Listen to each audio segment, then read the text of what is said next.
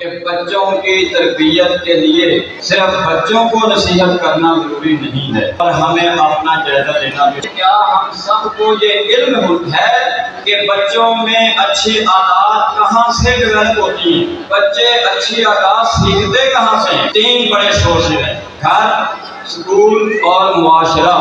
بچے کو اخبار پڑھنے سے کوئی دلچسپی نہیں کہ دنیا میں اس وقت کیا ہو رہا ہے۔ اس وقت فلسطین میں، اس وقت افغانستان میں، اس وقت عراق میں، کشمیر میں، پاکستان میں کیا مسائل چل رہے ہیں، کیا معاملات چل رہے ہیں۔ سوشل میڈیا تو آپ کے بچوں کی کوئی تربیت نہیں کر رہا۔ ایک ویڈیو، ایک کلپ، ایک تصویر ہماری 10 سال کی محنت پہ پانی پھیر دیتی ہے۔ والدین یہ سمجھتے ہیں کہ یہ بچوں کو موبائل نہ دیا جائے تو کانفیڈنس نہیں آتا، بچوں کو موبائل دینا تو وقت کی بہت بڑی ضرورت ہے۔ ہم کہتے ہیں ایسے والدین سے تو بات ہی نہیں۔ اور دوسرا بڑا جو سورس ہے وہ گھر ہے۔ کیا گھر سے بچے اچھی عادات سیکھ رہے ہیں؟ باپ کے پاس تو ٹائم ہی نہیں۔ اصل جو تربیت کی ذمہ داری تو اللہ اس کے رسول نے والدین کی لگائی ہے۔ ماں کے قدموں کے نیچے جنت جو رکھی ہے وہ مفت میں نہیں رکھی کہ ماں کے قدموں کے نیچے جنت ہے اور اس کے ہاتھ میں موبائل ہے۔ باپ جنت کا دروازہ ہے، باپ کے لیے کامیابی کا دروازہ موبائل ہے۔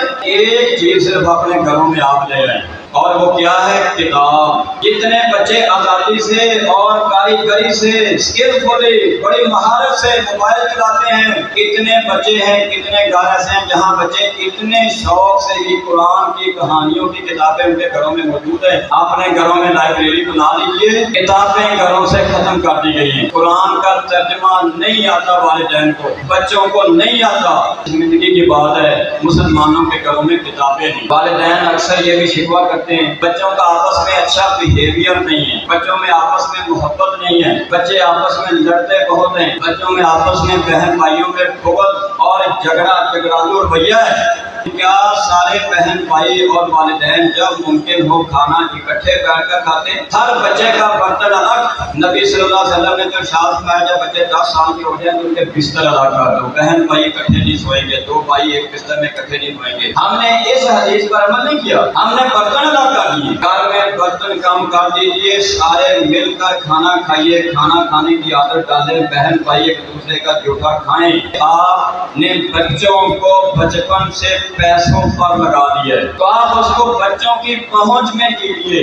فروٹ ہو یا ڈرائی فروٹ ہو، ماں بھی باپ بھی ہم سب مل کر گھر میں بچوں کے سامنے مزے سے کھائیں۔ یہ بچے آج 20 سے 25 سال کی عمر کے بچے، شوگر کے مریض، یہ ہارٹ کے پیشنٹ، ان کی نظریں، ان کی آنکھوں کی بینائی، ان کے دانت، کتنے مسائل ان بچوں کو 20 سے 25 سال کی عمر میں درپیش ہو گئے ہیں۔ ماں اپنے ہاتھ سے کھانا بنا کے نہیں دیتی، پیسے دے دیے کہ وہاں سے نان ٹکی کھا لینا۔ گھر میں آدھے لوگ نماز نہیں پڑھے تو بچہ کیسے پڑھے گا بھائی؟ جن گھروں میں بے نمازوں کی وجہ سے نحوست ہے وہ بچے اسکول میں بھی پرابلم کرتے ہیں، وہ بچے گھر میں بھی پرابلم کرتے ہیں۔